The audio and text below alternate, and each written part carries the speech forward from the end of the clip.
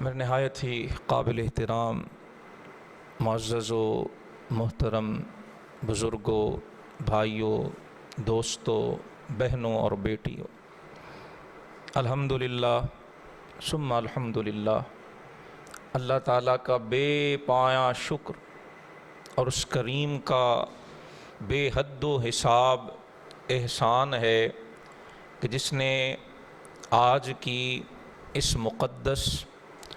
اس مبارک اور اس مسعود شب میں ہمیں اپنے گھر میں حاضر ہونے کی توفیق بخشی۔ ہم جانتے ہیں، ایک بڑی عام سی بات ہے کہ کوئی کسی کا بڑے سے بڑا دشمن،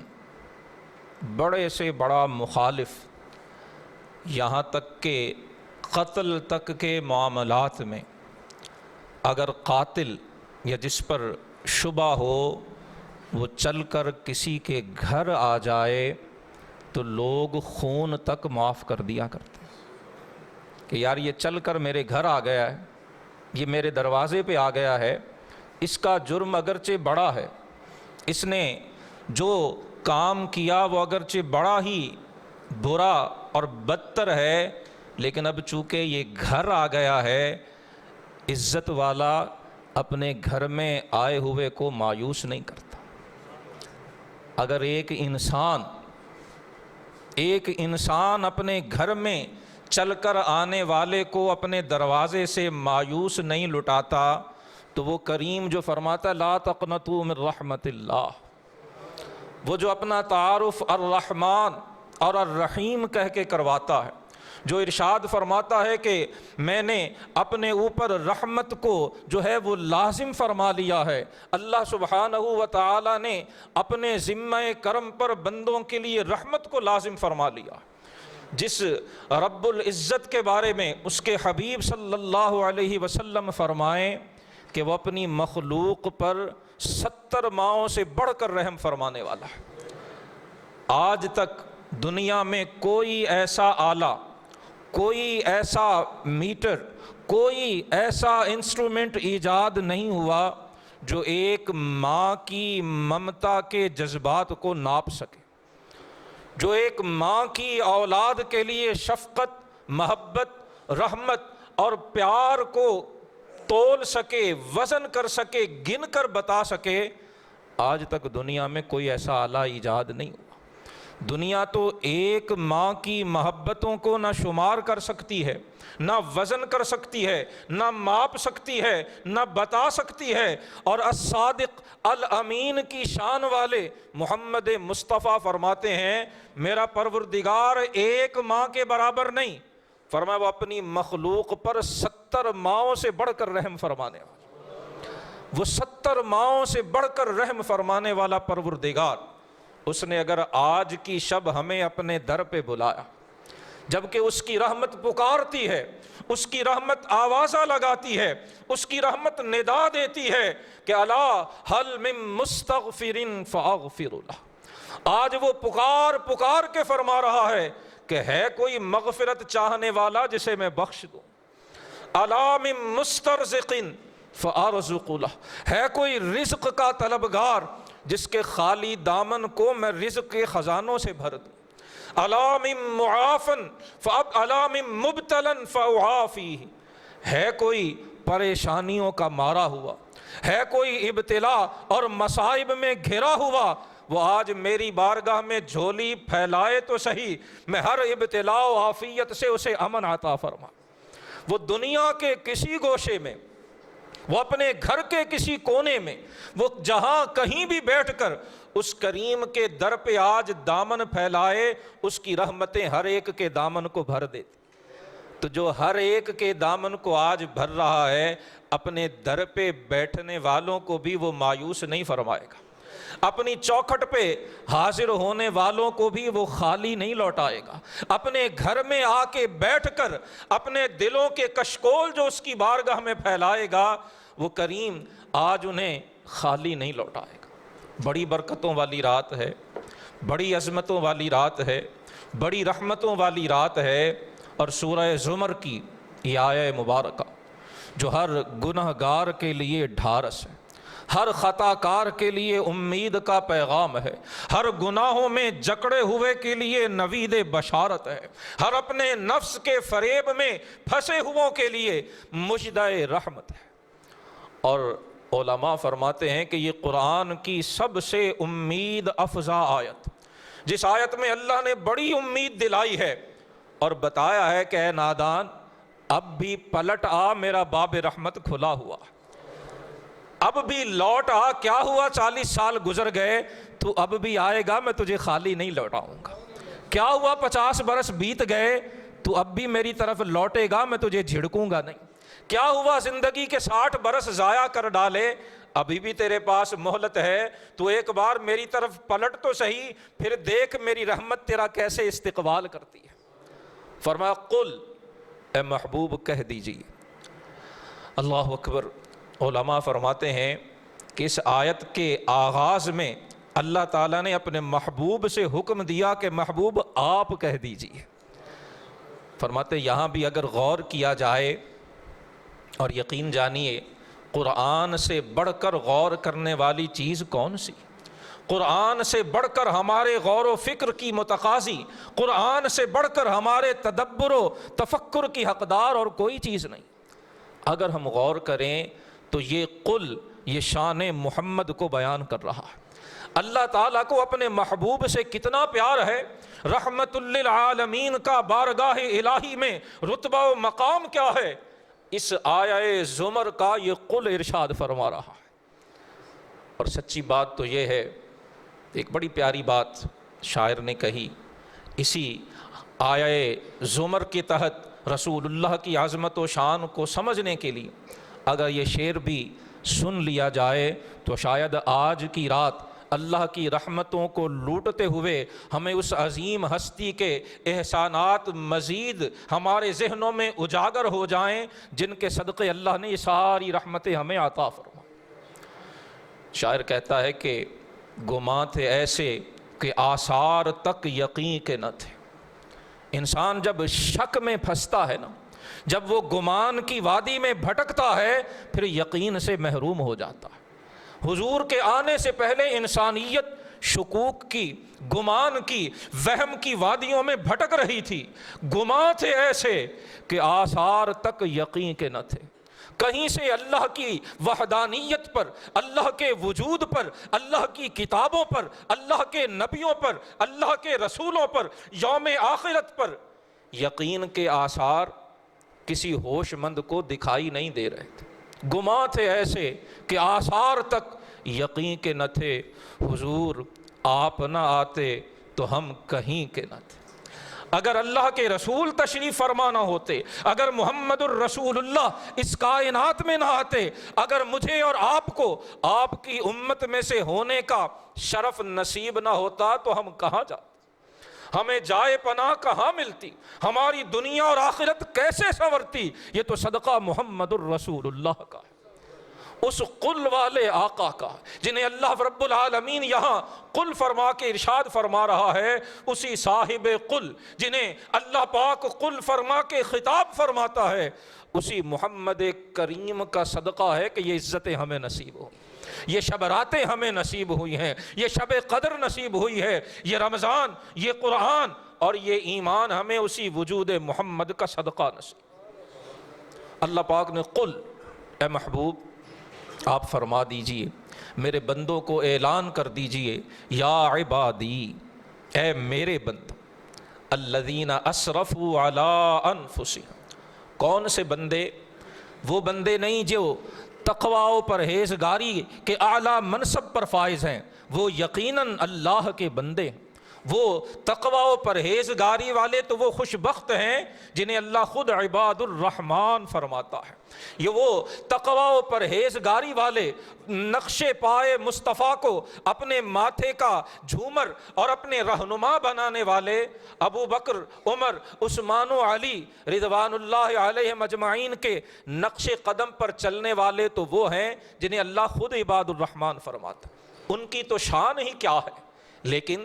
یہاں ان بندوں کو بھی اللہ اپنا فرما رہا ہے، الذین اسرفوا علی انفسہم، جنہوں نے اپنی جانوں پر ظلم کیا، اپنی جانوں پر زیادتی کی ہے، جو گناہگار ہیں، جو خطا کار ہیں۔ اللہ پاک فرما رہا ہے تم بھی میرے بندے، تمہیں بھی میری رحمت کا حق حاصل ہے، اور میں تمہیں یہ نوید سناتا ہوں اور اپنے محبوب کی زبان سے سناتا ہوں، لا تقنطوا من رحمت اللہ۔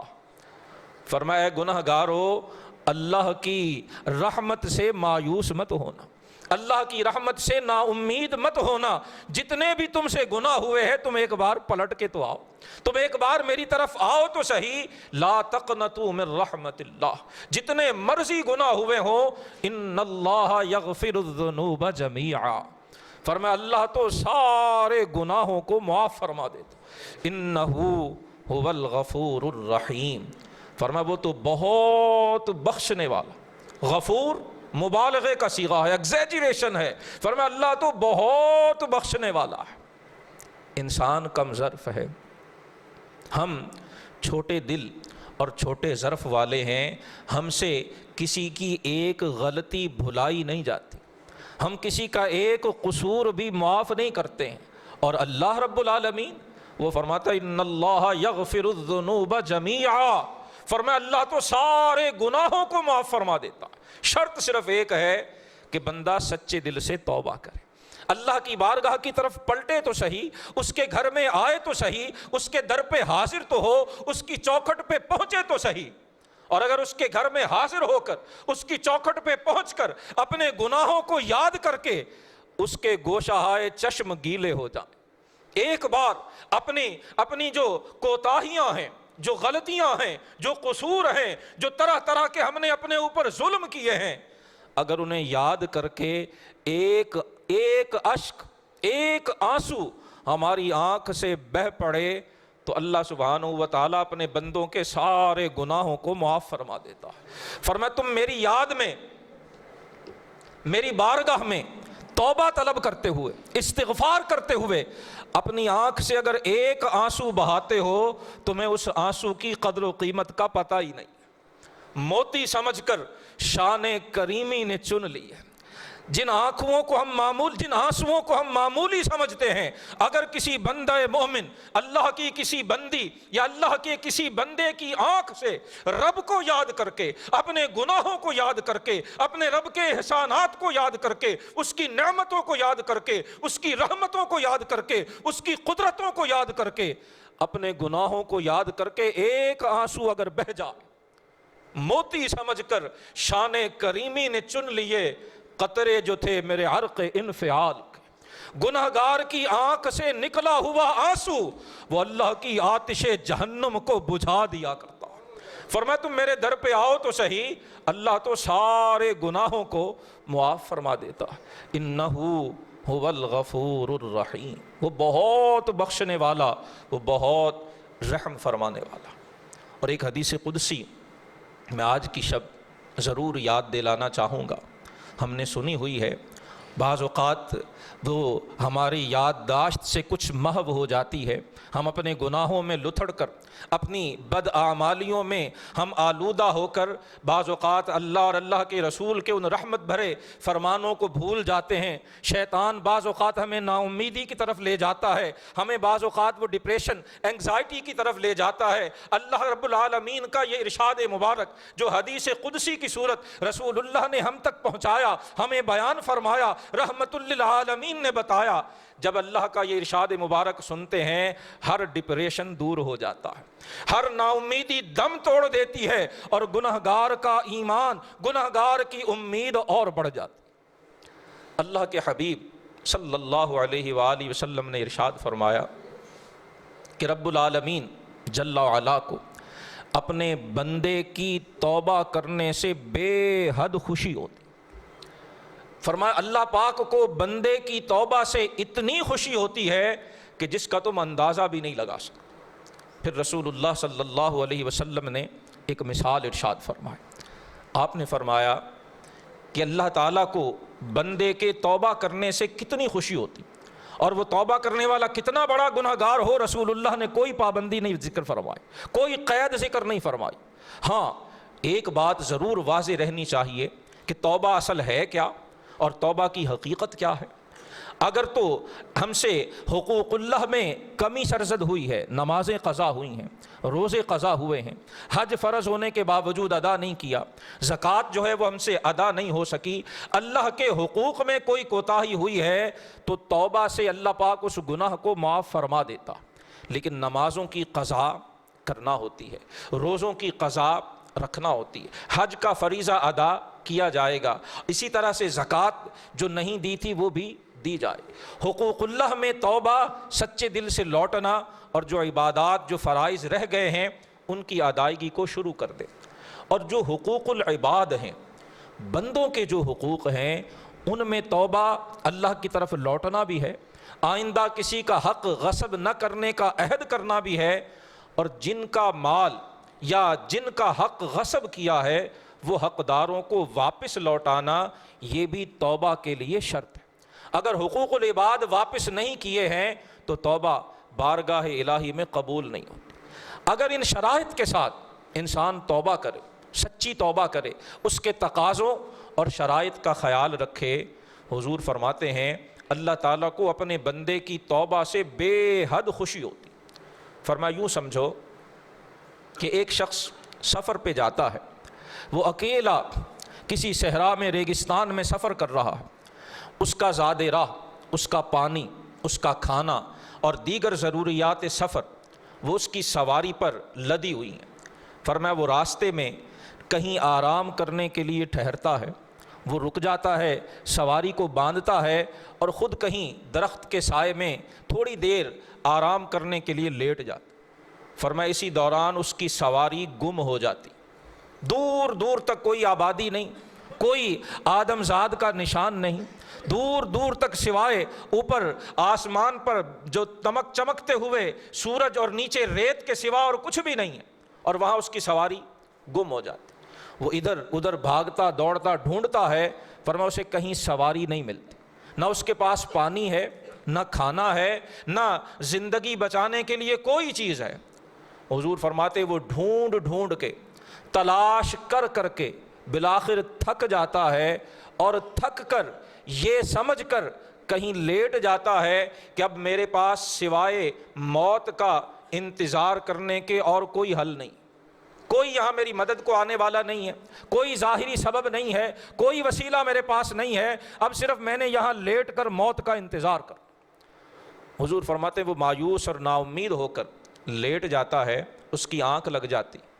کچھ دیر بعد فرمایا جب اس کی آنکھ کھلتی ہے تو اسے اپنی سواری سامان سمیت اپنے سامنے کھڑی نظر آتی، جس کے ملنے سے وہ مایوس ہو چکا تھا، نا امید ہو چکا تھا، وہ اچانک اس کے سامنے نظر آتی ہے۔ فرمایا وہ بندہ اتنا خوش ہوتا ہے، اتنی اسے مسرت ہوتی ہے کہ وہ اللہ کا شکر ادا کرنے لگتا ہے تو زبان لڑکھڑا جاتی ہے،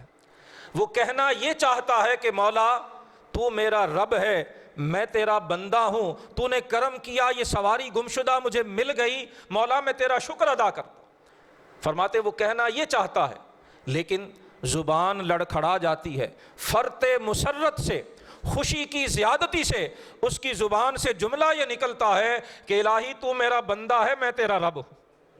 وہ غلط بول جاتا ہے، خوشی اتنی زیادہ ہے، سمجھ نہیں آ رہا کہ کہنا کیا ہے، فرط مسرت سے اس کی زبان سے یہ نکلتا ہے کہ مولا میں تیرا رب ہوں تو میرا بندہ ہے۔ حضور فرماتے ہیں اس شخص کو اپنی وہ گمشدہ سواری ملنے سے اتنی خوشی ہوئی کہ زبان لڑکھڑا گئی، اسے سمجھ نہیں آیا کہ کہنا کیا ہے۔ حضور فرماتے جتنی خوشی اسے وہ گمشدہ سواری ملنے سے ہوتی ہے، جب اللہ کا کوئی بندہ، اللہ کی کوئی بندی سچے دل سے توبہ کرتی ہے، فرمایا اللہ پاک کو اس مسافر سے بھی زیادہ خوشی ہوتی ہے۔ وہ جس اللہ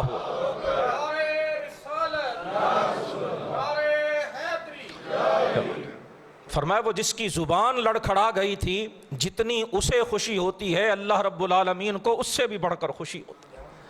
اور حدیث قدسی میں فرمایا گیا کہ جب میرا بندہ میری بارگاہ کی طرف آتا ہے، عرض کی تھی کہ جو حدیث قدسی ایمان کو تقویت دیتی ہے، امید میں اضافہ کرتی ہے، اللہ رب العالمین فرماتا ہے کہ میرا بندہ اگر میری طرف ایک بالشت آتا ہے، پلٹتا ہے، گناہوں کو چھوڑتا ہے، زیادتیوں کو چھوڑتا ہے، برائیوں کو چھوڑتا ہے، بدعمالیوں کو چھوڑتا ہے، اور نیکی کی راہ پہ فرمایا اگر وہ ایک بالشت آتا ہے میری رحمت ایک ہاتھ آگے ہو کر اس کا استقبال کرتی ہے۔ فرمایا اگر میرا بندہ ایک ہاتھ میری بارگاہ کی طرف آتا ہے، میری راہ کی طرف آتا ہے، اچھائی اور نیکی کی طرف آتا ہے،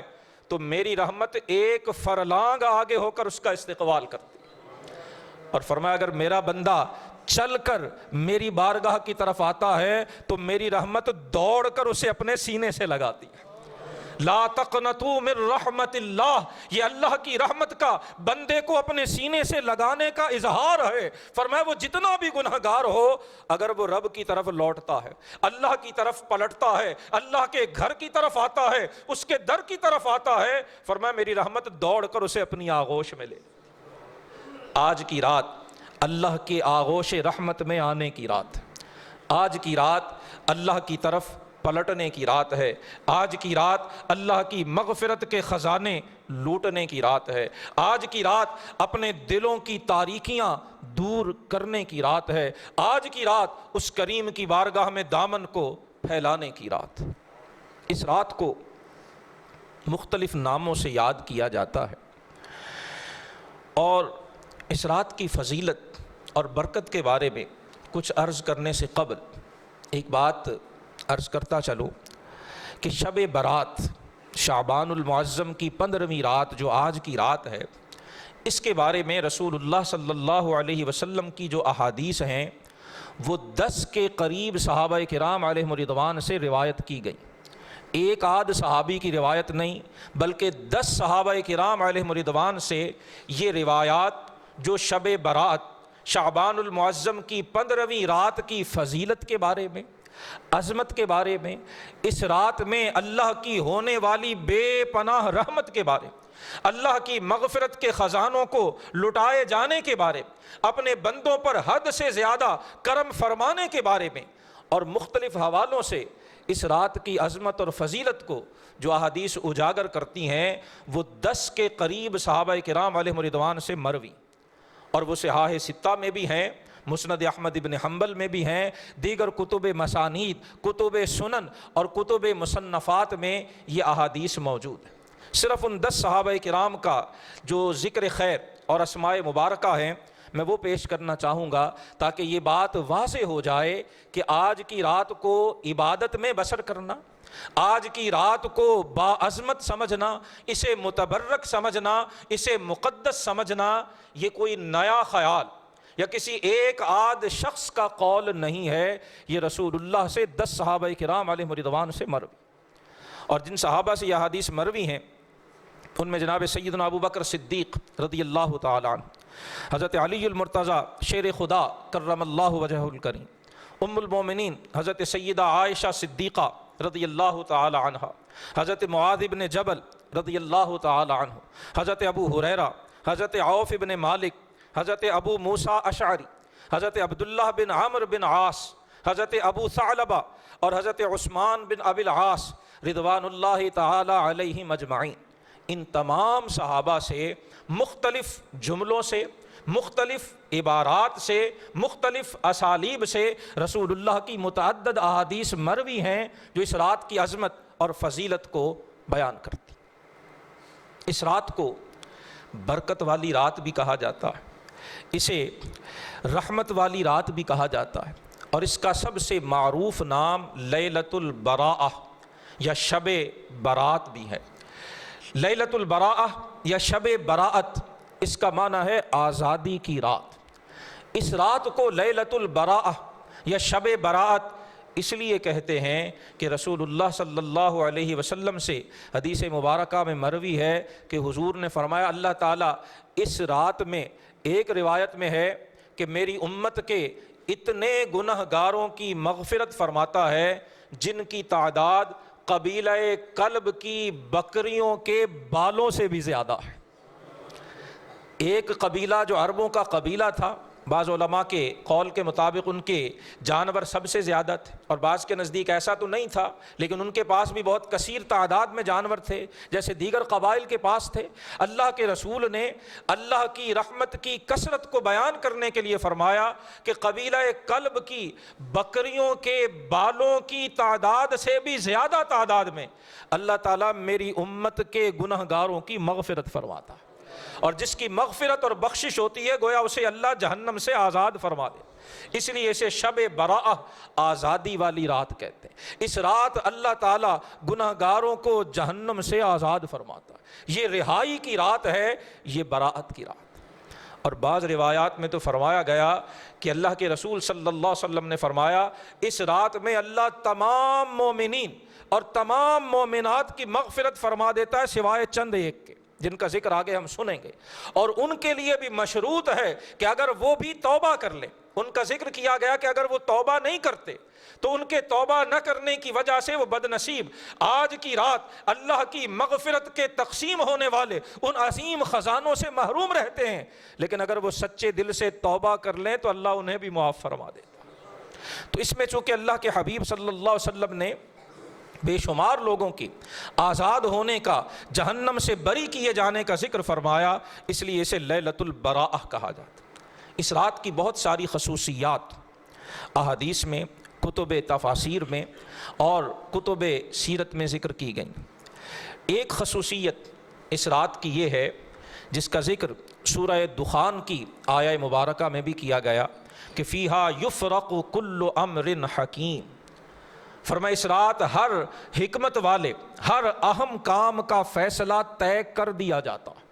اور احادیث میں اس کی امر حکیم کی تشریح کی گئی کہ اس رات میں شعبان المعظم کی 15ویں رات میں اللہ پاک آئندہ سال کس کس کو زندگی عطا ہوگی، کون نئی روح اس دنیا میں آئے گی، اور جو موجود ہیں ان میں سے کون آئندہ سال تک زندہ رہے گا، اور کسے وہ کریم اپنی بارگاہ میں واپس بلا لے۔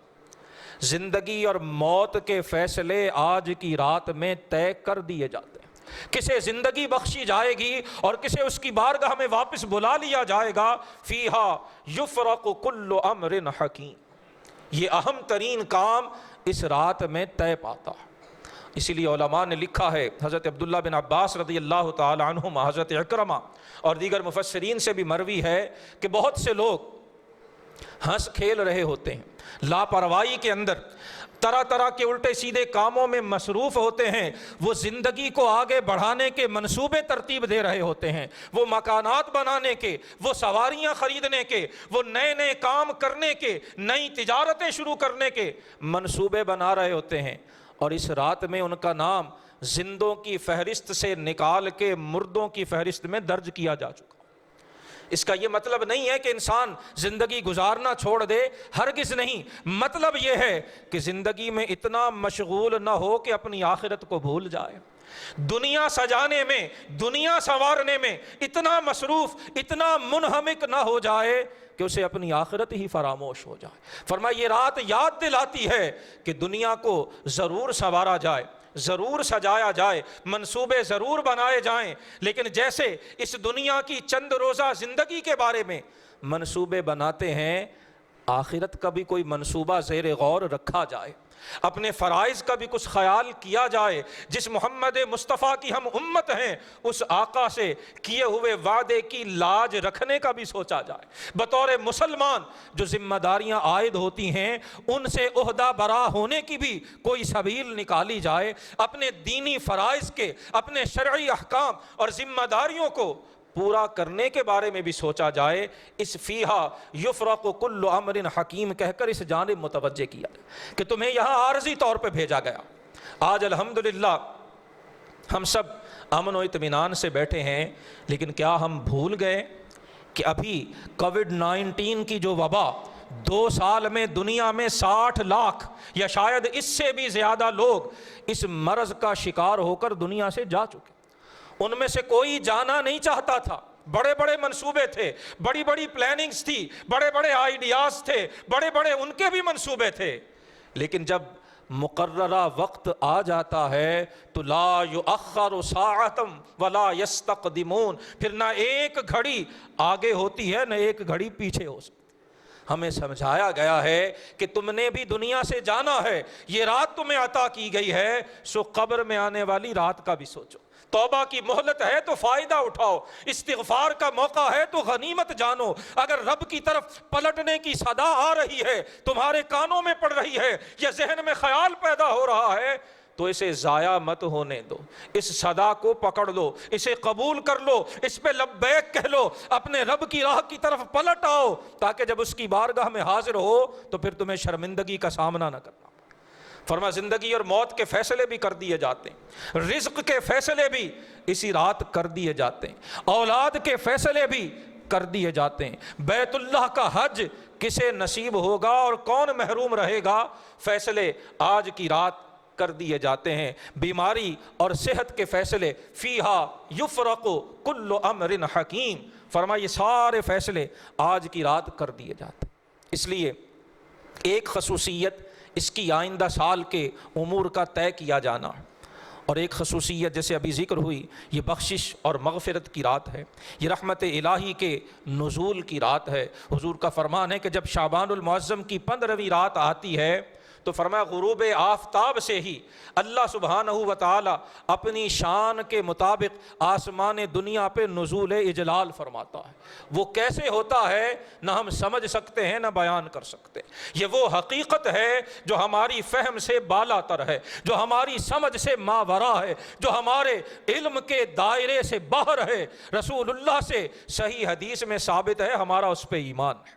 لیکن اس کی کیفیت وہ ہماری سمجھ سے باہر۔ فرمایا اللہ پاک اپنی شان کے مطابق آسمان دنیا پہ نزول اجلال فرماتا ہے، اور پھر پکار پکار کے اپنے بندوں کو اپنی رحمت کی طرف بلاتا ہے۔ خوش بخت وہ ہیں، سعادت مند وہ ہیں جو اس پکار کو سن کر اس کے گھر میں حاضر ہوتے ہیں، اس کی بارگاہ میں حاضر ہو جاتے ہیں، اپنے گھر میں یا اس کے در پہ بیٹھ کر اس سے مغفرت کی بھیک مانگتے ہیں۔ سعادت مندی انہی کا مقدر بنا کرتی۔ اور ایک اس رات کی خصوصیت یہ بھی ہے کہ اس رات میں اللہ نے اپنے محبوب صلی اللہ علیہ وسلم کو اپنی ساری امت کی شفاعت کا حق عطا فرمایا۔ حدیث مبارکہ میں ہے کہ شعبان المعظم کی 13ویں رات رسول اللہ صلی اللہ علیہ وسلم نے اللہ تعالیٰ سے اپنی امت کے لیے شفاعت کا سوال کیا۔ اللہ پاک نے اپنے محبوب کو 1/3 امت کی شفاعت کا حق ادا فرمایا۔ پھر جب 14ویں شعبان کی رات آئی، اللہ کے محبوب نے پھر سوال کیا۔ اب یہاں ٹھہر کر ایک بات عرض کرنا چاہتا ہوں، میں بھی اپنے لیے مانگتا ہوں، آپ بھی اپنے لیے مانگتے، ہم نے آج بھی مانگنا ہے، زندگی بھر سوال کرتے، مانگنا چاہیے، ضرور مانگنا چاہیے، لیکن تھوڑا سا فرق دیکھ لیں کہ ہمارے مانگنے میں اور رحمت للعالمین کے مانگنے میں فرق کیا ہے۔ ہم اپنے لیے مانگتے ہیں، اپنی خیر ہو، اولاد کی خیر ہو، اہل و عیال کی خیر ہو، بہنوں بھائیوں کی، بہت اچھی بات، ضرور مانگنا چاہیے۔ اللہ تو پکار پکار کے رب کی رحمت پکارتی ہے، لیکن ہم جیسے کمظرف، ہم جیسے چھوٹے دل والے، ہم صرف اپنے لیے مانگتے ہیں، اور مانگ مانگ کے ہمارا جی نہیں بھرتا۔ بہت اچھا مانگے، عرض کی منع نہیں، لیکن عرض کرنا چاہ رہا ہوں کہ رحمت للعالمین کیا ہوتا ہے، اللہ کے محبوب کی شان کیا ہے۔ میں اور آپ اپنے لیے مانگتے ہیں، ہماری نگاہ اتنی کوتاہ ہے کہ ہماری نگاہیں اپنے آپ سے آگے جاتی نہیں، اور محمد الرسول اللہ آمنہ کے لال، محسن انسانیت، معلم انسانیت، مرشد انسانیت، رہبر کائنات، اللہ نے محمد مصطفیٰ کو کیسا عظیم دل عطا فرمایا۔ حضور اپنے لیے نہیں، امت کے لیے مانگتے، گنہگار امت کا خیال ہے۔ ہم تو آج کی رات بھی بدقسمتی سے بیٹھے سوچ رہے ہوتے ہیں فلاں بھی جہنم میں جائے گا، فلاں بھی جہنم، یہ بھی دوزخی، وہ بھی دوزخی، میں جنت میں جاؤں۔ میرے بھائیو ایسا نہیں، ایسا مت سوچیں، یہ سوچ بیمار سوچ ہے۔ ہم کسی کی جنت اور جہنم کا فیصلہ کرنے والے نہیں، وہ فیصلہ میرا پروردگار فرمانے والا۔ محمد الرسول اللہ کی سنت یہ ہے کہ اپنے لیے نہیں، دوسروں کے لیے بھی مانگو، متقین اور پرہیزگاروں کے لیے نہیں، گناہگاروں کے لیے بھی مانگو۔ رسول اللہ گناہگاروں کے لیے اپنے رب سے شفاعت کا سوال کر رہے ہیں۔ ایک 13ویں کی شب سوال کیا، اللہ نے تہائی امت کی شفاعت کا حق عطا فرما دیا۔ اللہ کے محبوب نے بس نہیں کی، اگلی رات پھر اپنی امت کی، گناہگار امت کی شفاعت کا سوال کیا، اللہ پاک نے 2/3 امت کی شفاعت کا حق عطا فرما دی۔ اور جب 15ویں شعبان کی رات آئی، اللہ کے محبوب کا جی پھر بھی نہیں بھرا۔ صحیح مسلم کی جو روایت ہے جس میں رسول اللہ صلی اللہ علیہ وسلم روتے ہیں، گڑ گڑاتے ہیں، التجائیں کرتے ہیں، جناب ابراہیم کی دعا اللہ کی بارگاہ میں عرض کرتے ہیں، جناب عیسیٰ علیہ السلام کی دعا اللہ کی بارگاہ میں عرض کرتے ہیں، ان تعذبہم فإنہم عبادک وإن تغفر لہم فإنک انت العزیز الحکیم۔ جناب عیسیٰ روح اللہ عرض کرتے ہیں، مولا اگر تو انہیں عذاب دے یہ تیرے بندے ہی تو ہیں، مولا تو جبار ہے، تو قہار ہے، تو قادر مطلق ہے، تو زبردست ہے، تیری طاقت، تیری قدرت، تیرے جبر، تیرے قہر سے کوئی بھاگ نہیں سکتا۔ ان تعذبہم فإنہم عبادک۔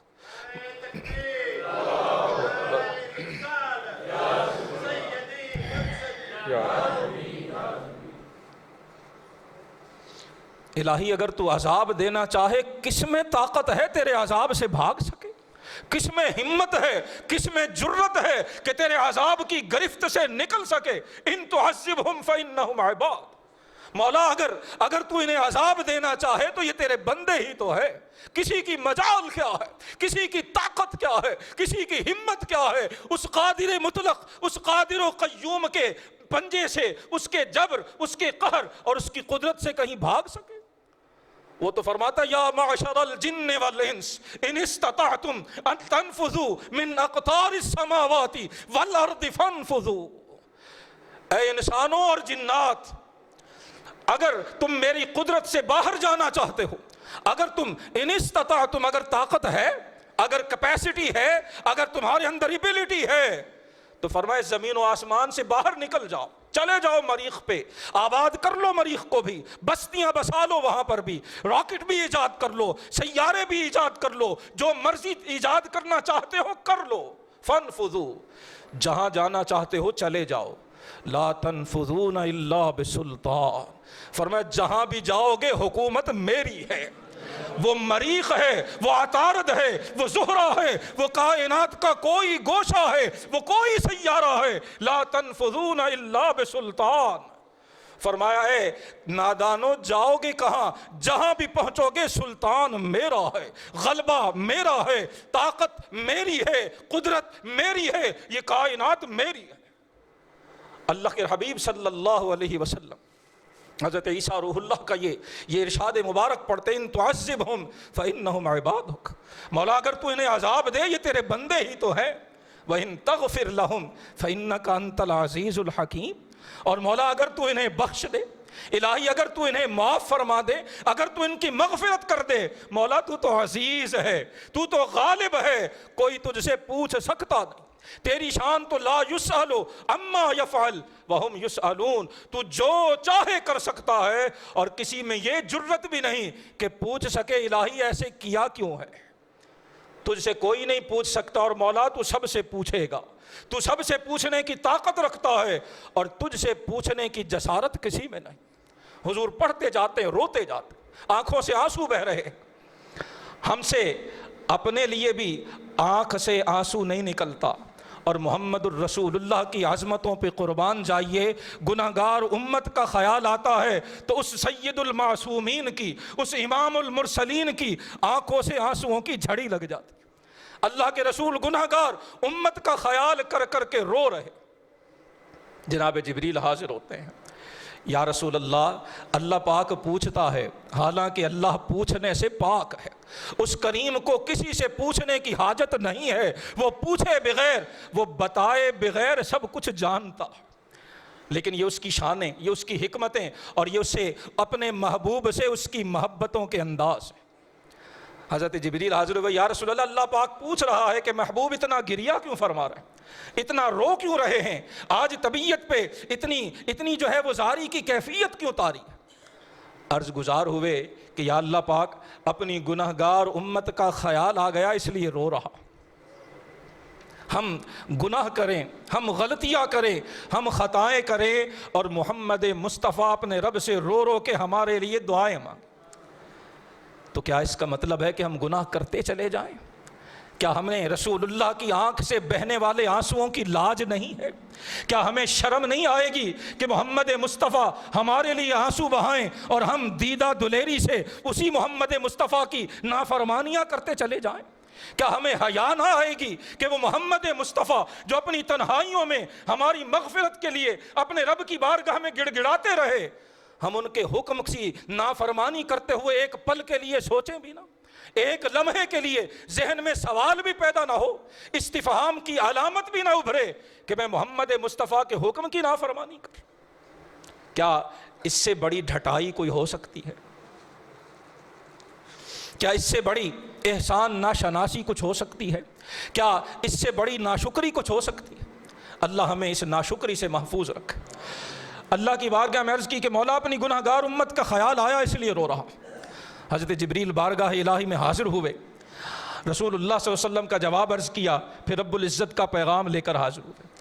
اور عرض کی کہ یا رسول اللہ، آپ کا رب ارشاد فرماتا ہے اے محبوب انا سنرضیک ولا نسؤک، اے محبوب آپ قیامت والے دن اپنی امت کے عذاب میں گرفتار ہونے یا ان کے دوزخ میں جانے کا خیال کر کے گڑ گڑائیں مت، روئیں مت، آہ زاری مت کریں، جب قیامت آئے گی ہم آپ کو راضی کریں گے۔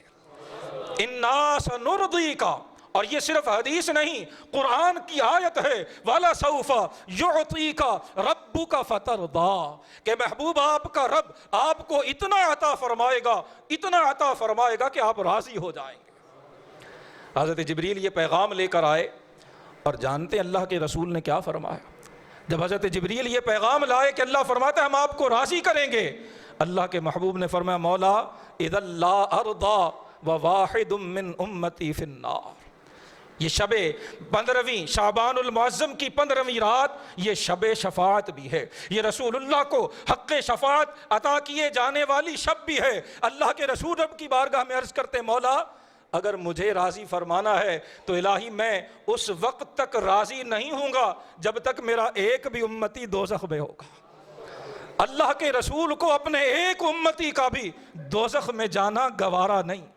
اور اگر امتی اس محمد مصطفیٰ کے فرمان کی لاج نہ رکھے، اگر امتی کے دل میں پھر بھی محمد مصطفیٰ کا نام سن کر محبت کا جذبہ نہ پھوٹے، پھر اسے اپنے ایمان کی خیر منانا چاہیے۔ یہ شعبان المعظم کی رات رسول اللہ کو حق شفاعت عطا کیے جانے کی رات ہے۔ اس رات میں اللہ پاک نے اپنے محبوب کو ساری امت کی شفاعت کا حق عطا فرمایا۔ تو یہ بڑی برکتوں والی اور رحمتوں والی رات ہے۔ مختلف احادیث میں رسول اللہ صلی اللہ علیہ وسلم نے اپنی رحمت للعالمینی کا اظہار فرماتے ہوئے ان اعمال کا ذکر بھی فرما دیا، ان بد نصیبوں کا ذکر بھی فرما دیا کہ جو آج کی رات بھی اللہ کی مغفرت اور اس کی رحمت سے محروم رہتے ہیں جب تک کہ وہ اپنے ان اعمال سے توبہ نہیں کر لیں۔ سب سے پہلے نمبر پر جس کے بارے میں اللہ کے رسول نے فرمایا کہ وہ شب برات کو بھی اللہ کی مغفرت سے محروم رہے گا جب تک وہ توبہ نہ کر لے، فرمایا مشرکن،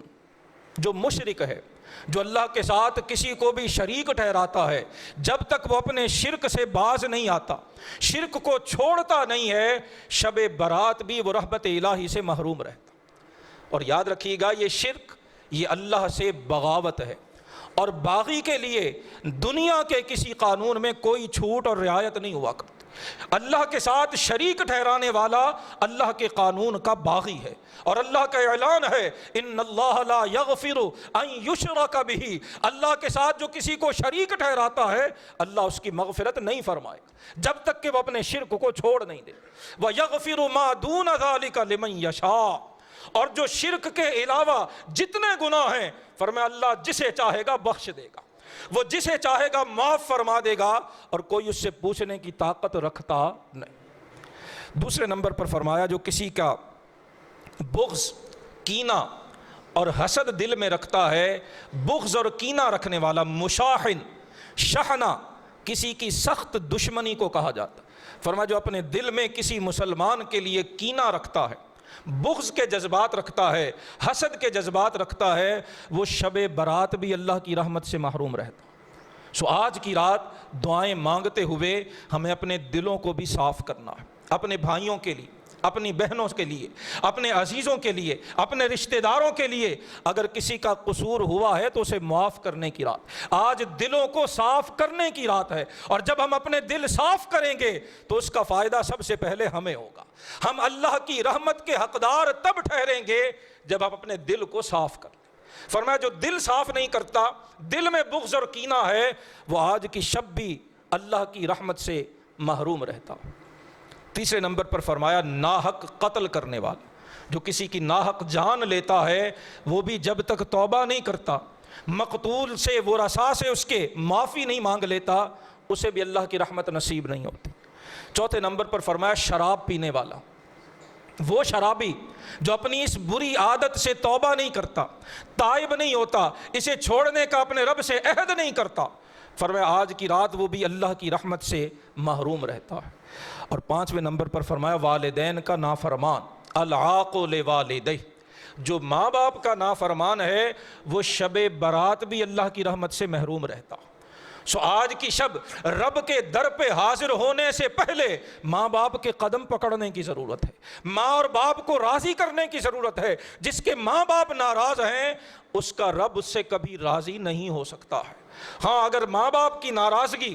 کسی ایسی وجہ سے ہے جو شرعاً درست نہیں ہے تو وہ الگ معاملہ ہے، وہ شریعت کا واضح اصول ہے، لا طاعت لمخلوق فی معصیت الخالق، اللہ کی نافرمانی میں کسی مخلوق کی کوئی اطاعت نہیں کی جائے گی۔ اور اگر والدین کی ناراضگی کسی جائز اور درست وجہ کی بنا پر ہے تو پھر اولاد کے لیے پہلے ماں باپ کو راضی کرنا لازم۔